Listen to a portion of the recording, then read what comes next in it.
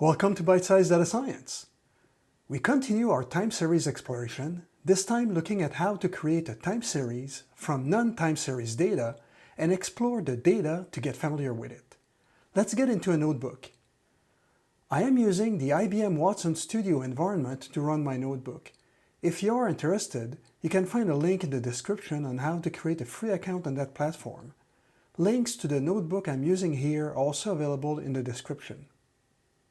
The first thing we need is data. I'm using the Chicago crashes dataset. This dataset includes the attributes shown on the screen. Note that the City of Chicago provides two additional datasets that include more information on the vehicles and people involved in the crashes. This adds quite a few attributes to consider. Creating a time series from the Chicago crashes means that we aggregate the data on common attributes. The basic approach is to aggregate on the crash date field. We can then collect a few other fields. For example, we can add the crash day of week. We could calculate it later from the crash date, but since it is there, might as well use it.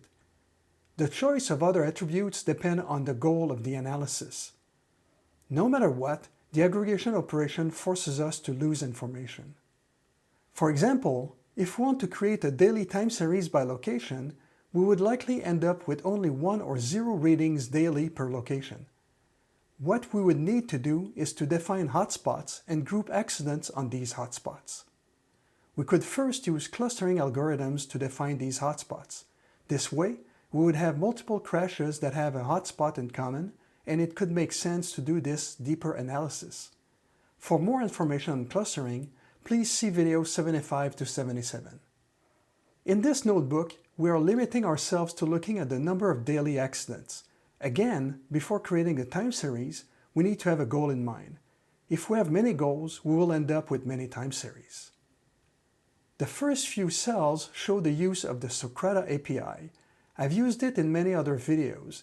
If you want to know more about it, I suggest you look at the video W005.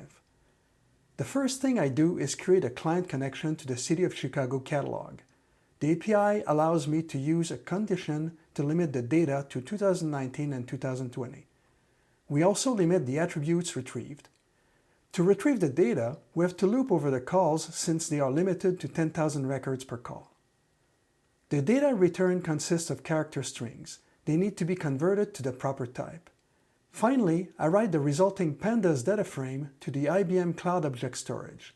This way, I don't need to always process the data each time I am starting the notebook. Since we did not presently read the data from the City of Chicago, we have to retrieve it from storage, and we are ready to process our data. The first step is to process the daily aggregation. Note that there are a few additional attributes, and we pre-process them before the aggregation so we can get the number of daily injuries and fatality crashes. We can see the resulting aggregation where, for example, we have 1 fatality and 40 injuries and a total of 299 crashes on January 3rd, 2019. Now that we have our time series, let's plot the daily crashes to get some insights. Visually, we can easily see that something happened in March 2020. It shows that the lockdown greatly reduced the number of crashes. Since there are a lot of irregularities in 2020, let's continue our discussion using only the 2019 data. The first question we want to answer is there an upward or downward trend in our data? A simple way to check is to do a regression analysis. Of course, a more sophisticated approach should be considered. For example, we may want to eliminate outliers before doing the analysis. The regression shows a slight upward trend with a slope going from 317 to 327 crashes, a little less than 3% upswing. We can also plot a histogram to get an idea on the distribution of daily crashes.